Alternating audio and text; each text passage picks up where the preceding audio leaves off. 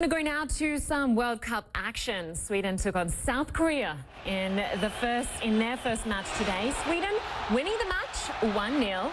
But we're really looking forward to England's match against Tunisia in just a few hours from now. Alex Thomas joins us live from Moscow, and that match between Sweden and South Korea just wrapping up. But there was a lot of allegations in the lead up to that game about Sweden spying on the opposition.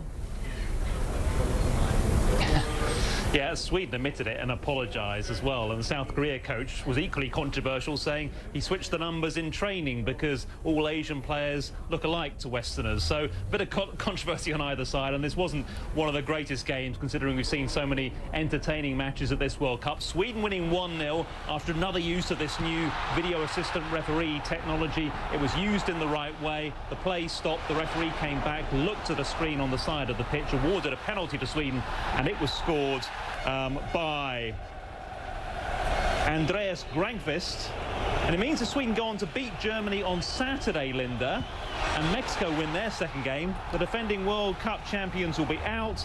Later on, Belgium play their opening game in Group G against World Cup debutants Panama, and England, with far less expectation this time around, face Tunisia first up. All right, no doubt you will be keeping a close eye on that for us. Alex Thomas for us in Moscow. Good to have you with us. Thanks so much.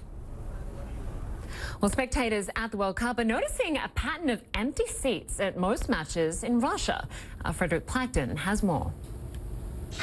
The unofficial England fan embassy is a quiet place these days at the World Cup in Russia, although some still hope, against the odds, more fans might turn up to support the English team. I think many people will arrive today. Some are even arriving tomorrow. Officially, there's about 2,500 tickets sold. World Cup ticket sales have slumped in England amid security concerns and political turmoil between the UK and Russia. A little more than 2,000 for the opening match against Tunisia, only about 10,000 for all of England's group stage games. But aside from security and political concerns, this World Cup is seeing a more general shift in ticket sales, with people from traditional footballing nations often staying at home, while folks from countries whose teams aren't even in the World Cup are coming to Moscow in droves.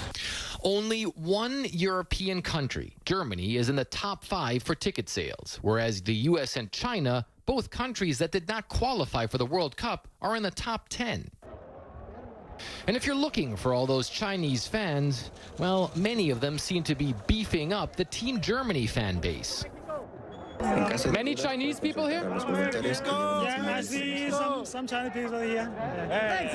All for German, but Mexico win. I come from China, Guizhou, Maotai. We love Germany. Don't forget your belongings in the storage. It's a new trend.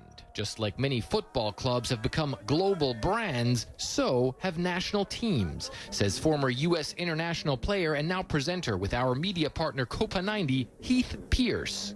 People are becoming more and more comfortable supporting a team, whether it's a national team or a club team, for whatever reason they want. You know, globalization and social media is bringing the whole world together, and people are starting to become more accepting of the fact that if I want to support Mexico, I have every right to, just like anybody else. And that's a trend many national teams are embracing, broadening and diversifying their fan bases beyond the borders of their countries. Fred Pleitgen, CNN, Moscow. Well, there is much more World Cup action from Moscow on World Sport in about 30 minutes. Don't go anyway. And still to come here, after a quick break, Donald Trump says he gave his direct phone number to Kim Jong-un.